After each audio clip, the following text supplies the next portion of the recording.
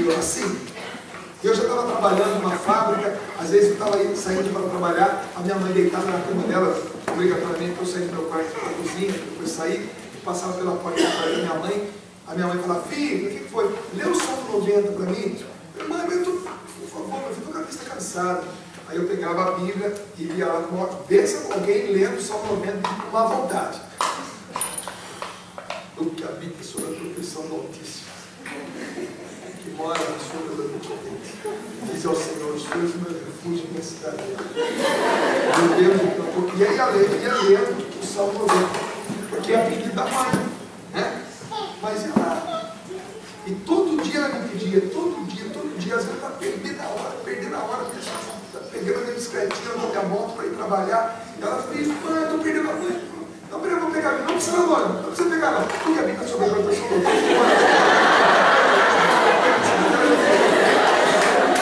o que era isso? Ela, do jeitinho dela, ela foi ensinando o filho maconheiro a decorar o Salmo 90. E quantas vezes na hora de perigo, fugindo de polícia, enfrentando traficante, brigando no meio da rua, o que eu rezava? Salmo 90. Minha mãe, de tanto me pedir para ler, eu acabei decorando. Isso foi uma estratégia da minha mãe perfeita. Mas chegou uma hora, já quase completando 19 anos, uma vez eu me lembro, tinha acabado de usar droga, mas eu saí pelas ruas da minha cidade, tinha um grupo de oração, mais ou menos um espaço um pouquinho maior que esse, lotado, e eu entrei naquela igreja sem saber onde eu estava entrando, não sabia, igual um cão vira-latas, que entra assim, não sabe o que está acontecendo. E as pessoas cantando, rezando, levantando a mão, orando em línguas. Eu achei aquilo interessante, muito louca, aquela coisa assim. E eu fiquei ali. Deus operou um milagre. E esse milagre acontece. Eu espero que esse milagre também aconteça aqui, nesses 2 dias. De pessoas que não estão nem aí com Deus, como eu não estava nem aí com Deus, que vieram chantageadas por alguém. Se você não for nesse encontro, acabou com ele. Te ameaçou. Aí você veio para cá contra gosto.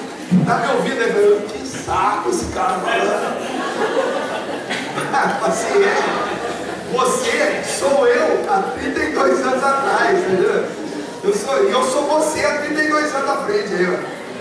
Mas eu entrei naquela igreja drogado e não é que o negócio funcionou. Eu comecei a sentir um negócio diferente, gostoso no meu coração. As pessoas cantavam e olha, eu só sei que eu chorei. Eu comecei a entender o que o pregador pregava, eu comecei a entender o que as pessoas cantavam, eu me emocionei, eu senti um amor que há muito tempo eu não sentia. Eu fiquei até o final daquele grupo, parece que a minha alma entrou numa máquina de lavar e começava a lavar, ela começou a ficar branca, começou a voltar pensamentos e sentimentos bons. Eu fui me sentindo feliz, eu fui me sentindo feliz. É interessante, né? Fazia tempo que eu não sentia felicidade. Eu sentia prazer, mas eu não sentia felicidade. Há uma diferença muito grande entre prazer e felicidade. Você pode ter prazer, ter uma relação sexual com qualquer pessoa. Você pode sentir prazer e felicidade, ter uma relação sexual com a sua esposa, com o seu esposo. Então existe uma grande diferença. Prazer e felicidade parecem, mas não é a mesma coisa. Não são a mesma coisa. Então naquele dia eu voltei a ser feliz.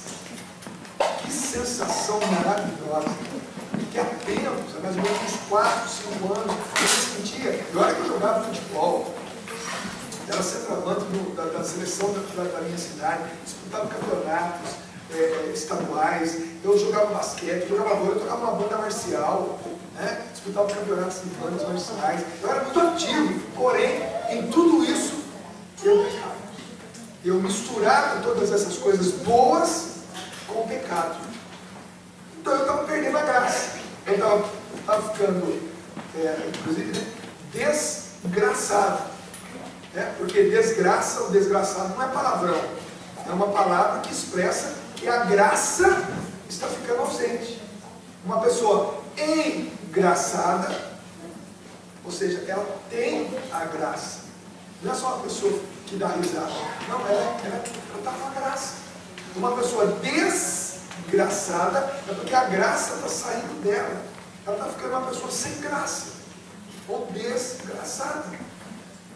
está ficando uma pessoa desgraçada, sem alegria, fazendo as coisas meramente por prazer. No campo de futebol eu era violento, eu cortava supercílios, eu cortava a língua, eu chutava, eu brigava, e sentia o prazer do gol ou da vitória, prazer, não felicidade. Na banda marcial a gente saía com todo mundo, depois de uma semana, um mês de ensaios, não via a hora da viagem, para quê? Para usar droga na viagem, para pegar as menininhas na viagem. Então, não era alegria, não era felicidade, era prazer. E por aí afora, quando naquela noite eu me encontrei com Deus, eu voltei a me sentir feliz. Cara, que diferença! Talvez seja isso que você venha a sentir ao longo desse ano. Talvez seja isso que você volte a sentir ao longo desse ano. E é isso que sinceramente eu desejo para você. É um desejo do meu coração. Como pregador, como missionário, que estou cada final de semana num lugar. A primeira coisa que eu peço para você, que essas pessoas voltem a ser felizes. Não precisa mudar radicalmente de hoje para amanhã. Não, quando você vem aqui, aconteceu um negócio na minha vida, agora eu sou outra pessoa. Mas é mentira, não existe isso. Leva um tempo. Mas pelo menos que nesse ano, você, na sua condição de homem, de mulher, de casado, de solteiro, de uma pessoa que está num vício ou não está num vício, de uma pessoa que está, mas independente de quem você é, no estágio atual da tua vida, sabe o que eu desejo para você?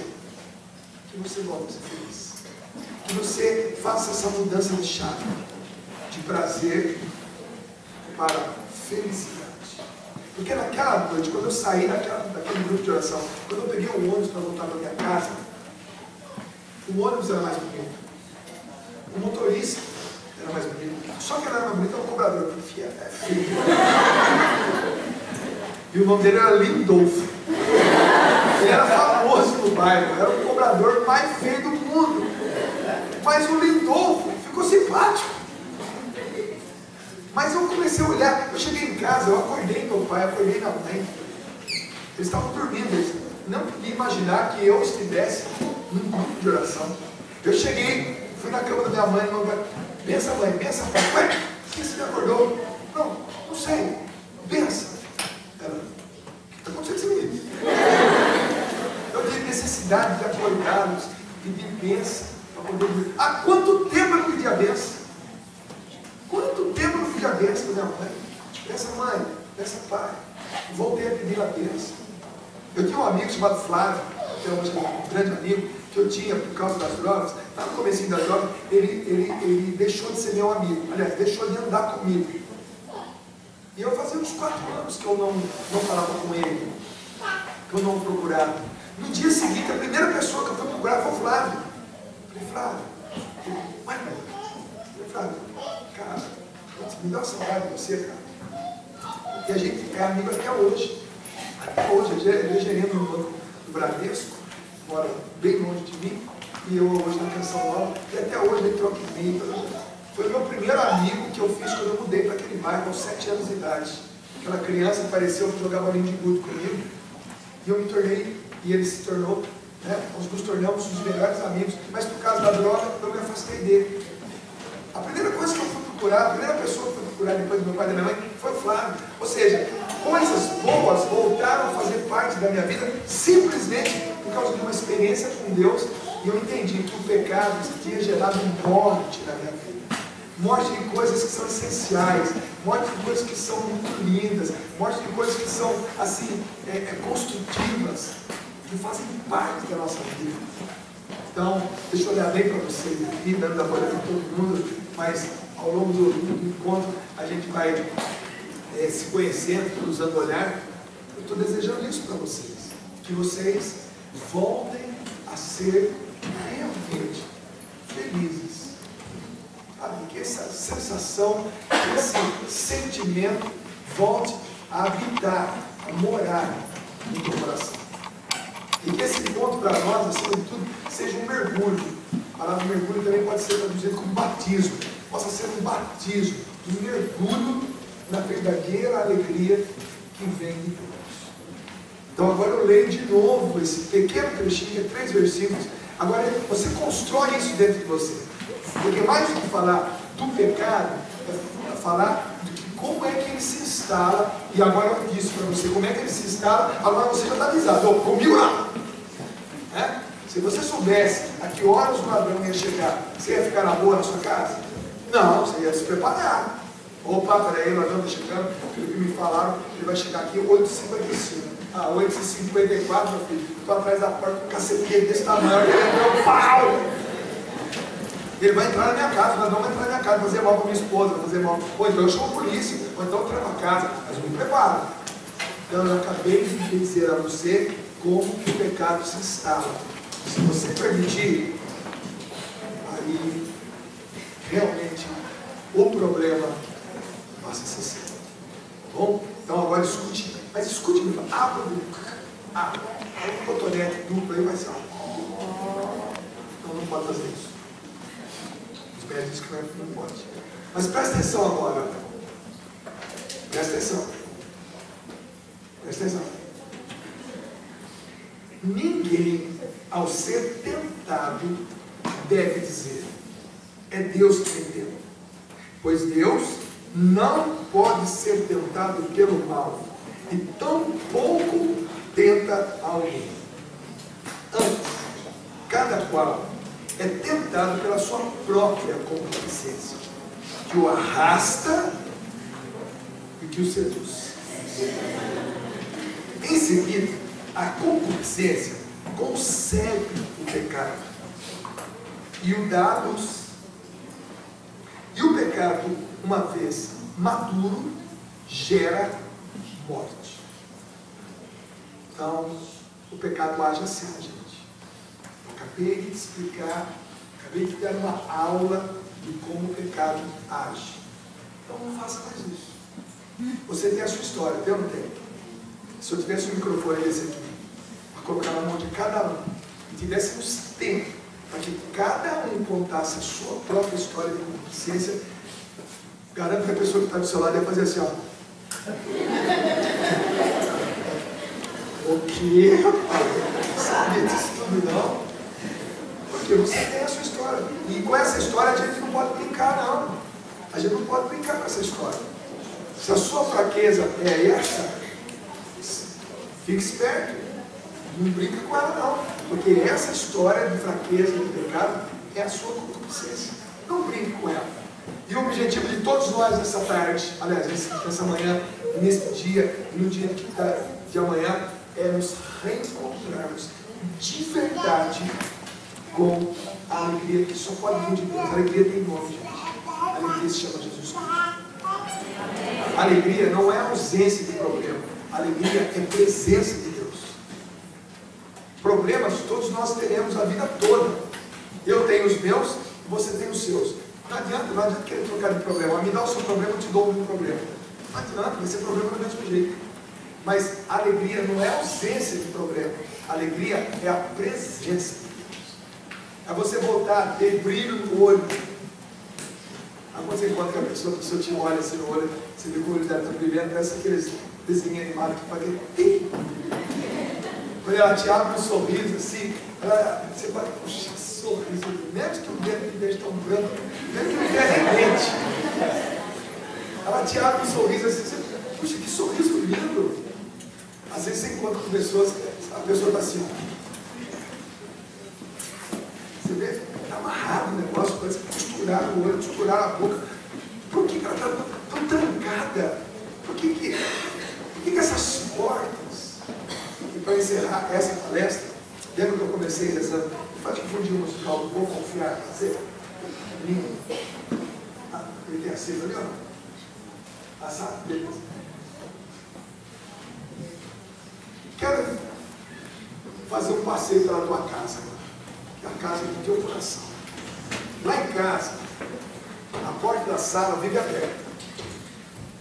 Eu acordo de manhã. Eu sou o primeiro acordado em casa. 6 horas eu pulo da cama. Pulo da cama, eu faço a minha oração, tomo meu banho, desço, eu vou fazer o café. Porque 7 horas é a hora de eu chamar as minhas filhas para acordar, porque elas entram no trabalho às 8. Então das 6 às 7, já estou em pé, banho tomado, já fiz o café, já coloquei a mesa, já está ali o que tem para comer, está na mesa, todo dia assim. Eu gosto de fazer isso.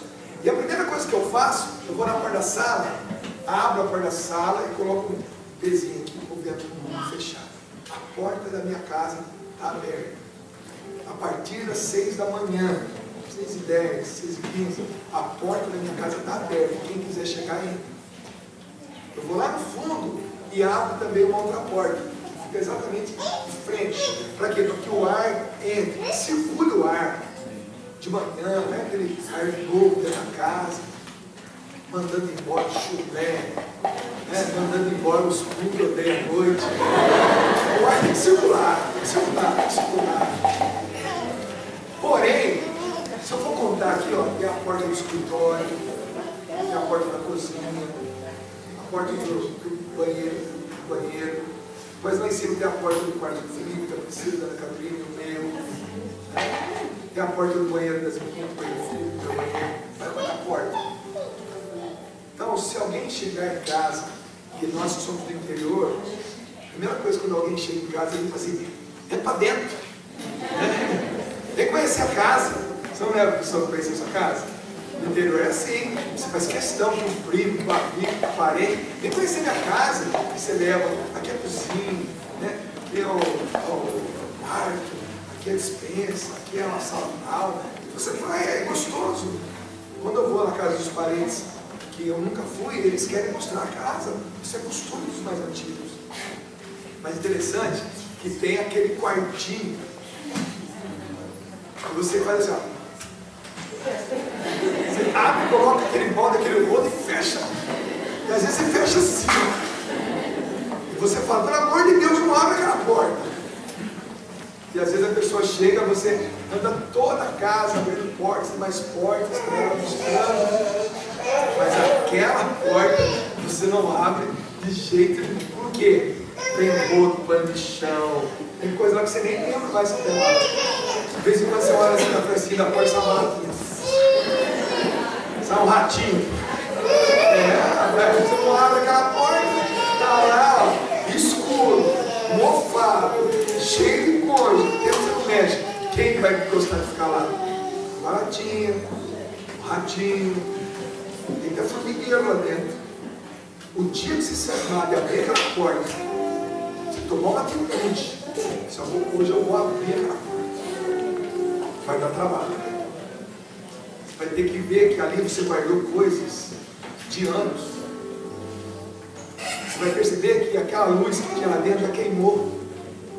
Você vai ter que entrar com a lanterna. Você vai ver que você vai ter que falar para a pessoa, pô, você pode me ajudar a limpar aquele quarto? Dá trabalho limpar esse quarto. E talvez você tenha esse quarto dentro de você. Você tem um espaço que você não abre há muito tempo. Não abre porque você tem medo. Não abre porque você tem vergonha. Não abre porque você sabe que o dia que você abrir vai dar trabalho. Vai ter que arrumar. Então você corre o risco de vir para esse encontro aqui, abrir todas as portas, mas aquela porta você ainda vai manter fechada. Vai precisar de outros encontros, outras vidas e outros pregadores. Quem sabe o Rodrigo do Novo Horizonte, quem sabe o Astromar Miranda, quem sabe Adriana Arins, quem sabe o Padre Fábio Mello, quem sabe todos os cantores, pregadores do Brasil, ainda tem que passar por aqui para um dia você abrir aquela porta. Talvez você não abra essa porta ainda comigo nesse encontro, mas eu sei que talvez esse encontro te convença um pouquinho mais que você precisa desse encontro. Tirar aquela mágoa, tirar aquele ressentimento, tirar aquele pecado, aquela coisa que você guarda 7 chaves, segredo. Estou pedindo a Deus que você, ao longo desse encontro, você consiga abrir essa porta, porque é ali que Deus quer tocar em você. Abra as portas do coração. Para trocar a música, abra as portas do meu coração.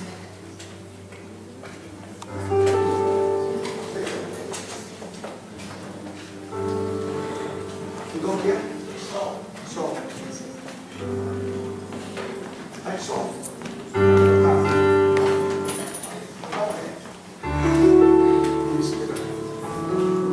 Quem sabe canta comigo, vai. Eu abro as portas do meu coração, te dou livre acesso, Senhor. Eu abro as portas do meu coração, te dou livre acesso. Mais uma vez. Eu abro as portas do meu coração, te dou livre acesso, Senhor. Eu abro as portas do meu coração, te dou livre acesso. Pois com teu braço forte, pois com teu braço forte, realizas prodígios. Realizas prodígios.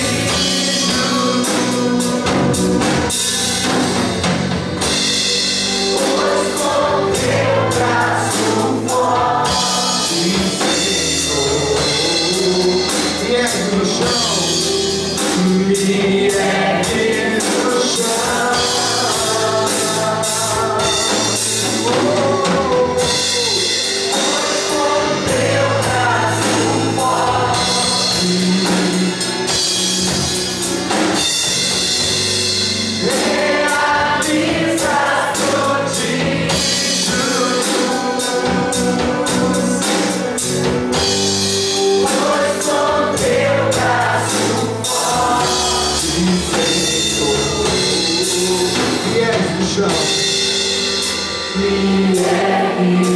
chão.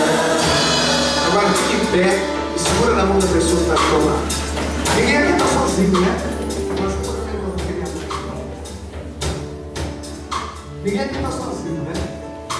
Todo mundo tem um amigo do lado, uma pessoa conhecida. E essa pessoa que está, pode aumentar um pouquinho. Pode aumentar um pouquinho. Agora pode. Essa pessoa que está do teu lado, ela faz parte da tua vida. Ela te acompanha. Ela sabe um pouquinho da tua vida. E sabendo um pouquinho da tua vida, ela torce por você. Aquilo que nós conhecemos depois de um tempo de caminhada, que é a intercessão. Aí eu vou rezar por você. Quando a gente está no começo da caminhada, a gente interpreta que querer o bem, torcer por alguém, porque ela descer, porque as coisas aconteçam na vida dela, também é uma forma de oração. Então, provavelmente essa pessoa que está do teu lado, ela gosta muito de você. Sim ou não? E essa pessoa, ela torce por você. Ela quer que você se dê bem na vida, que você seja feliz. Isso já é oração. Então, olha para a pessoa que está do seu lado e diga para ela assim: eu torço muito por você. Mas diga para ela também assim: porém, mais do que torcer, eu quero rezar por você.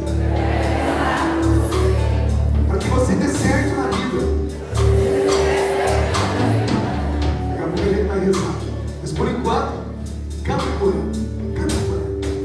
Eu abro as portas do meu coração, vai. Eu abro as portas do meu coração, te dou livre acesso, Senhor. Eu abro as portas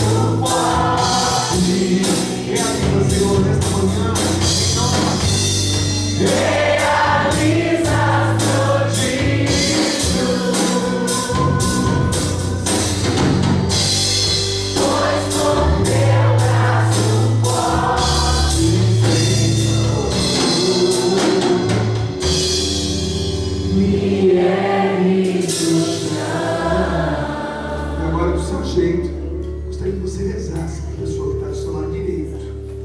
Essa pessoa que está do seu lado direito aí, ó.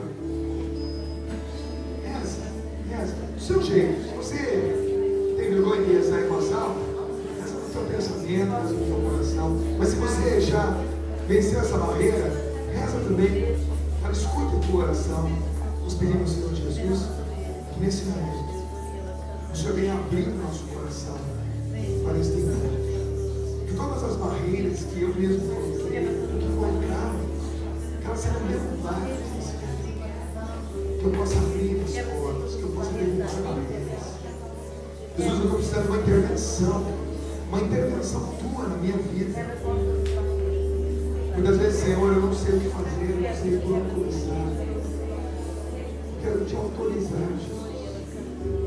O Senhor que me deu essa liberdade, Senhor, agora eu te autorizo. Intervenha na minha vida, Jesus.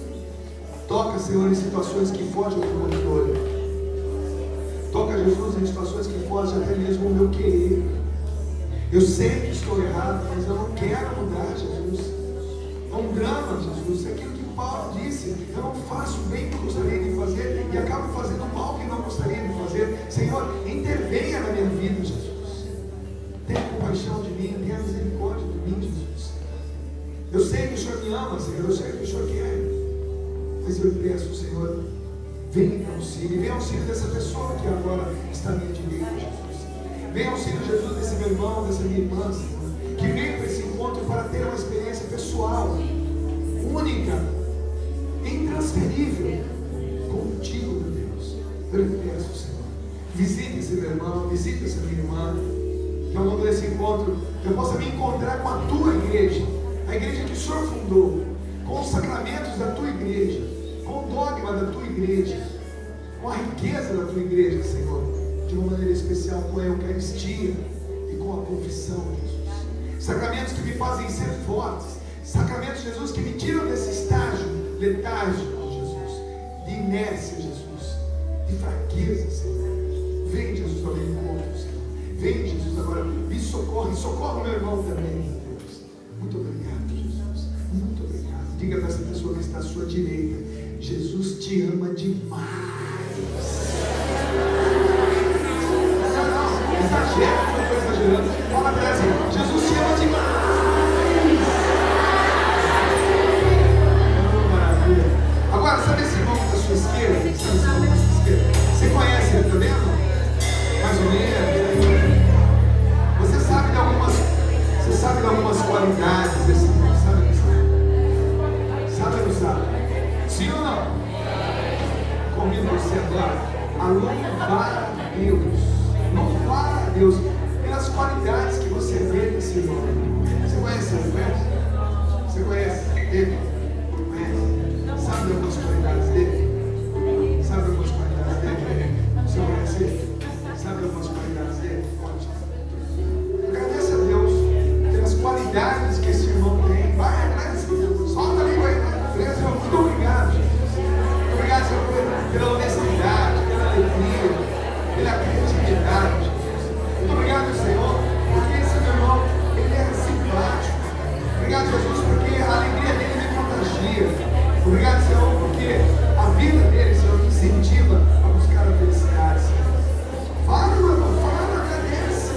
Agradece, eu reconheço, Jesus, essa minha irmã, esse meu irmão me faz feliz, Jesus. Eu agradeço pela vida, agradeço porque o Senhor preservou, a preservou.